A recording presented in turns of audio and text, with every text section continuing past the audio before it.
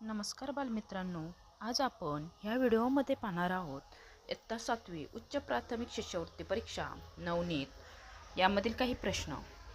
बघा, स्कॉलरशिप परीक्षा यामध्ये बुद्धिमत्ता विभाग 2 यावरील प्रश्न आपण पाहणार आहोत. यामध्ये आकलन या घटकावर काही प्रश्न विचारले जातात. ते आपल्या बुद्धिमत्तेवर आधारित असतात. ते आपण आज सोडवणार आहोत. व्हिडिओ हा स्किप न करता शेवटपर्यंत पाहायचा आहे.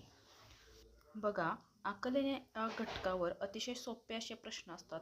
तुम्ही जर समजून घेऊन व्यवस्थित प्रश्नांची उत्तरे दिली तर सहजपणे उत्तर सापडतं आणि आपल्या हातात असलेले मार्क असतात. त्यामुळे व्हिडिओ स्किप न करता शेवटपर्यंत पाहायचा आहे.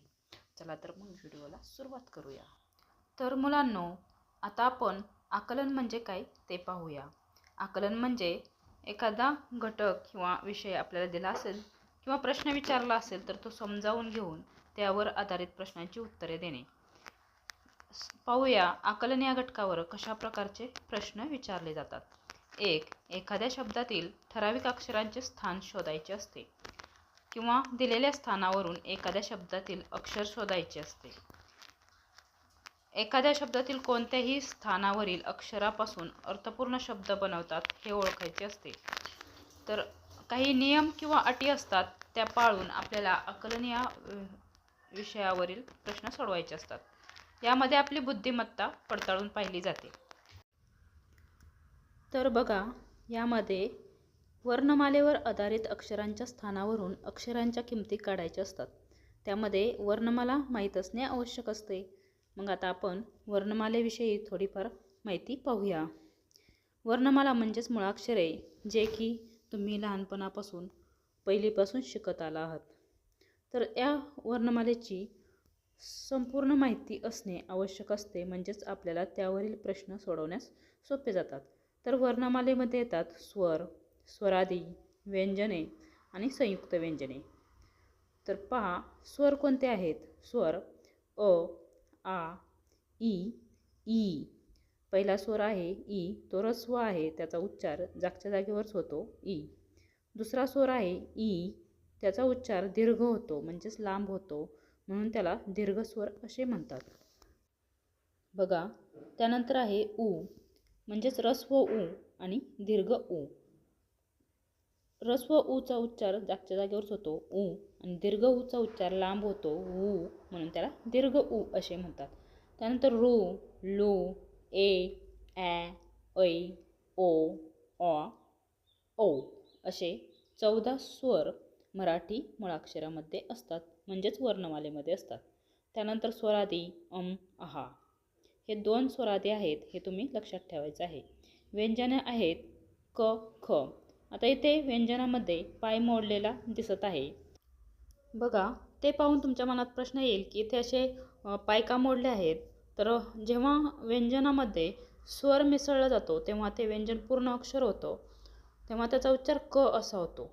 परंतु व्यंजने अपूर्ण असतात तेव्हा त्याचे पाय मोडले जातात. म्हणजे इथे आपल्याला जशी अक्षरे दाखवली आहेत ती व्यंजने अपूर्ण आहेत, म्हणजे त्यामध्ये स्वर मिसळलेला नाही. तर मग त्याचा उच्चार कसा होतो ते आपण पाहूया. क, क, ग, घ, न, च, छ, ज, झ, न, ट, ठ, ड, ढ, न, ट, ठ, ड, ढ, न, प, फ, ब, भ, म, य, र, ल, व, श, श, स, ह, ळ अशी 34 व्यंजने आहेत. आता व्यंजनामध्ये हे जे आहेत ते अनुनासिक आहे, ज्यांचा उच्चार नाकातून होतो, हे तुम्ही लक्षात ठेवायचं आहे. हा वाङ्मय मधला न आहे, याचा उच्चार नाकातून होतो, ंग, ंग असा उच्चार होतो. याचा पण उच्चार न असा होतो, न, न, न. आता पाहूया संयुक्त व्यंजने. क्ष आणि ज्ञ, म्हणजे हे संयुक्त व्यंजने आहेत. त्यामध्ये क्ष आणि ज्ञ हे दोन व्यंजने तुम्ही लक्षात ठेवायची आहेत, ती संयुक्त व्यंजने आहेत. आता मुलांनो, आपण स्वर, व्यंजने आणि जोडाक्षरे याविषयी थोडक्यात माहिती पाहूया. सर्व स्वर ही अक्षरे आहेत. व्यंजनामध्ये स्वर मिसळला की मग त्याचे अक्षर बनते. बघा, आपण पाहिलं आहे व्यंजनामध्ये स्वर मिसळतो, क मध्ये अ मिसळला की क असा उच्चार होतो. तसेच संयुक्त व्यंजनामध्ये एकापेक्षा जास्त व्यंजने असतात. म्हणजेच क्ष हे संयुक्त व्यंजन आहे, त्यामध्ये क अधिक श आणि ज्ञमध्ये द अधिक न अशी व्यंजने असतात. जोडाक्षर हे एकापेक्षा जास्त अक्षरे मिळून बनलेलं असतं. क्ष आणि ज्ञ ही कशी आहेत? जोडाक्षरे आहेत, हे तुम्ही लक्षात ठेवायचं आहे. श आणि ज्ञ परीक्षेला प्रश्न येऊ शकतो. क्ष आणि ज्ञ ही जोडाक्षरे आहेत. आता तृ, कृ, ऋ यासारखी अक्षरे जोडाक्षरे नाहीत, कारण केवळ एक व्यंजन ऋ या स्वराबरोबर मिसळते. तृ, त अधिक ऋ बरोबर तृ. जेव्हा असं खाली तृ, कृ असे शब्द लिहिलेले असतात, त्यावेळेस त्याच्यात ऋ हा स्वर मिसळला जातो, हे सुद्धा लक्षात ठेवायचं आहे. तृ. इथं काही शब्द दिले आहेत. कर, क्र, र्य, श्र यासारखी अक्षरे जोडाक्षरे आहेत. क्र, र्य, श्र ही जी अक्षरे आहेत ती कशी आहेत? जोडाक्षरे आहेत.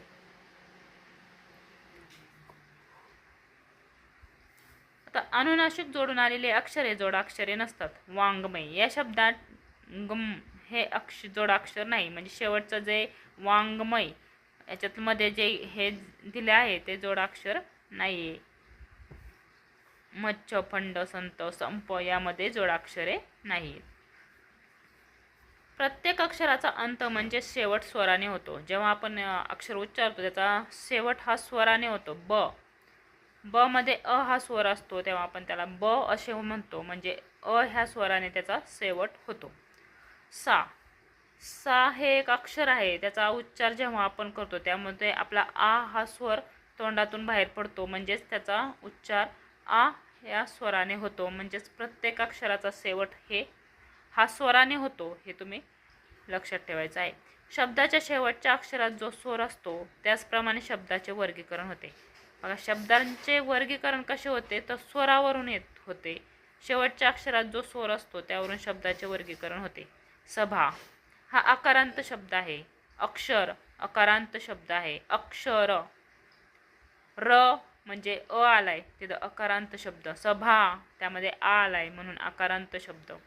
सोनाली त्यामध्ये ई हा सोनाली, शेवट लीचा उच्चार ई हे स्वर आपल्या तोंडातून बाहेर पडतो म्हणून इकारांत शब्द. बघा, तुम्हाला समजत असेल, सभामध्ये आ हा स्वर बाहेर पडला म्हणून आकारांत शब्द. अक्षरमध्ये अ हा स्वर आपल्या तोंडातून बाहेर पडतो म्हणून अकारांत शब्द. सोनालीमध्ये ई हा स्वर बाहेर पडतो म्हणून इकारांत शब्द.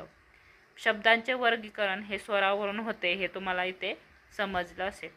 आता आपण पुढे पाहूया. शब्दातील अक्षराचे स्थान ठरवताना ते डावीकडून उजवीकडे मोजायचे. जेव्हा तुम्ही परीक्षेमध्ये प्रश्न सोडवणार तेव्हा शब्दांतील अक्षराचे स्थान ठरवताना ते डावीकडून किंवा उजवीकडून मोजायचे. याचा उल्लेख केला नसेल तर अक्षरे डावीकडून क्रमवार मोजा.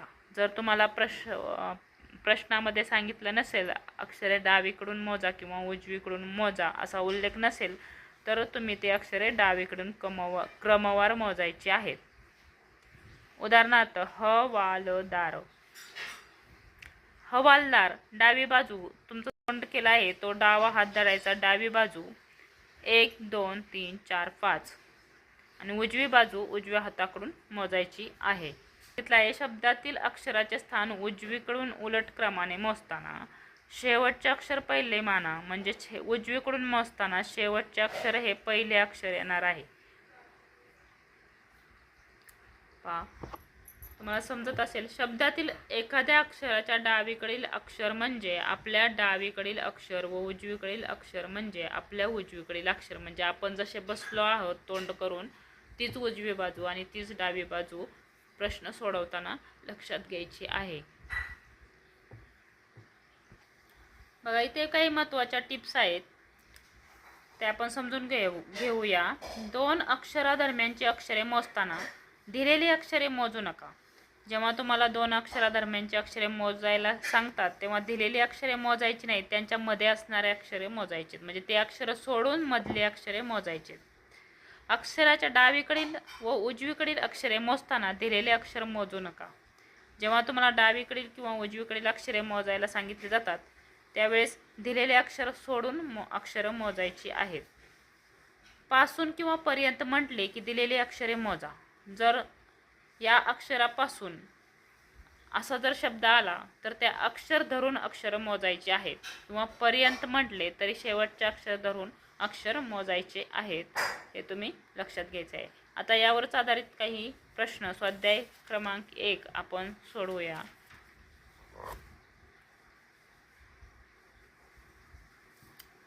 सरावासाठी प्रश्न आहे. स्वाध्याय क्रमांक 1.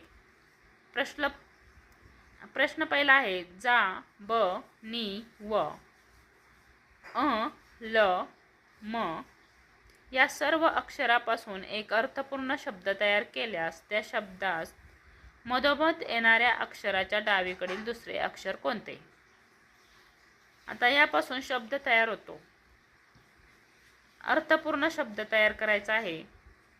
आता तुम्हाला लगेच समजेल. यापासून अर्थपूर्ण शब्द तयार होतो. अंमलबजावणी. पहा इथे अंमलबजावणी असा शब्द तयार होतो. तर एक अर्थपूर्ण शब्द तयार केल्यास त्या शब्दात मधोमध येणाऱ्या अक्षराच्या डावीकडील दुसरे. आता मधोमध कोणते अक्षर येते? इकडून 3 अक्षरे सोडली, 1 2 3. इकडून 1 2 3. दोन्ही बाजूला 3 3 अक्षरे सोडली तर मध्ये अक्षर येते ब. अक्षराच्या काय सांगितलं? डावीकडील दुसरे अक्षर. आता या डावीकडील बाजू म्हणजे इकडची बाजू डावीकडील, आणि इकडची उजवी. डावीकडील दुसरे अक्षर कोणते? हे पहिले आणि हे दुसरे.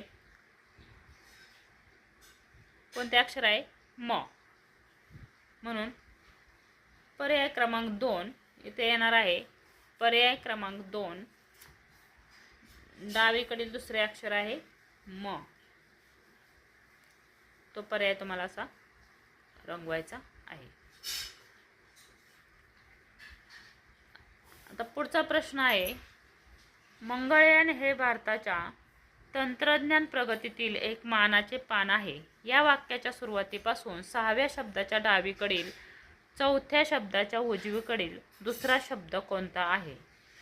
पहा, प्रश्न व्यवस्थित समजून घ्यायचा आहे. मंगळयान हे भारताच्या तंत्रज्ञान प्रगतीतील एक मानाचे पान आहे. आता हे तुम्हाला नीट लक्ष द्यायचं आहे. या वाक्याच्या सुरुवातीपासून 6व्या शब्दाच्या डावीकडील, म्हणजेच तुम्हाला इथे अक्षरांना क्रम द्यायचा आहे. आता आपण 6व्या शब्दापर्यंत क्रम देणार आहोत. पहिला शब्द आहे 1, दुसरा आहे 2 हे, तिसरा भारताच्या, चौथा तंत्रज्ञान, 5 प्रगती, 6 1. आता 6वा शब्द आहे 1. वाक्याच्या सुरुवातीपासून 6व्या शब्दाच्या डावीकडे. 6व्या शब्दाच्या डावी बाजू बघा, मंगळयान यामध्ये 6वा शब्द आहे 1. त्याच्या डावीकडील 4था शब्द 1 2 3 4. बघा 6वा 1, त्याची डावी बाजू ही आहे, म्हणजे तिथे 4था शब्द 1 2 3 4. 4 मध्ये आला हे. आणि काय सांगितलंय पुन्हा? 4थ्या शब्दाच्या उजवीकडील दुसरा शब्द. हा 4था शब्द हे आलाय, आणि त्याच्या उजवीकडे म्हणजे त्याची डावी बाजू ही आली आणि उजवी बाजू ही आली, आणि उजवीकडील दुसरा शब्द 1 2 तंत्रज्ञान हा शब्द येतो. पर्याय क्रमांक 4 आहे तंत्रज्ञान. म्हणून तंत्रज्ञान हे या प्रश्नाचं उत्तर आहे. पर्याय क्रमांक 4 तंत्रज्ञान. आता आपण तिसरा प्रश्न पाहूया. समजूतदारपणा या शब्दातील उजवीकडून 5वे आणि डावीकडून 3रे आले असलेले अक्षर अनुक्रमे कोणते? शब्द दिला आहे समजूतदारपणा. शब्दातील उजवीकडून 5वे. आता आपण उजवीकडून 5वे लिहू. समजूतदारपणा वहीवर लिहून घेऊया.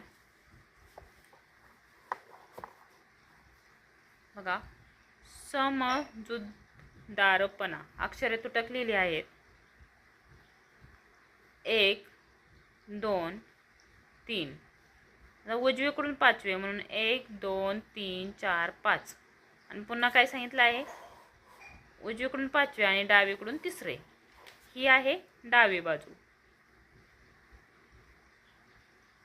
आणि इकडून उजवीकडून 5वे, डावीकडून 1 2 3, डावीकडून 3रे आहे 1 2 3 जू. आणि उजवीकडून 5वे आहे त. बघू आपण पर्याय काय येतो. पर्याय क्रमांक आहे 1 दार जू त. हा पर्याय क्रमांक 2. याचे उत्तर आहे जू आणि त. ही 2 अक्षरे अनुक्रमे येतात. 4 आजतागायत या शब्दातील 3ऱ्या अक्षराच्या डावीकडे लगत असलेले अक्षर कोणते? बघा, आजतागायत हा शब्द आहे. 3ऱ्या अक्षराच्या 3रा अक्षर कोणता आहे? आता सरळ सांगितले. 3ऱ्या अक्षराच्या डावीकडे 1 2 3. त्याच्या डावीकडे म्हणजे हा 3रा अक्षर आहे ता. त्याच्या डावीकडे लगत असलेले अक्षर कोणते? ताच्या डावीकडे लगत कोणते अक्षर आहे? ज. बघा, आजतागायत यामध्ये 3रे अक्षर आहे ता आणि सांगितलं 3ऱ्या अक्षराच्या डावीकडे लगत. डावीकडे म्हणजे इकडची बाजू. लगत सांगितलंय म्हणजे त्याच्या लगत घ्यायचं. लगत असलेले अक्षर कोणते? ज.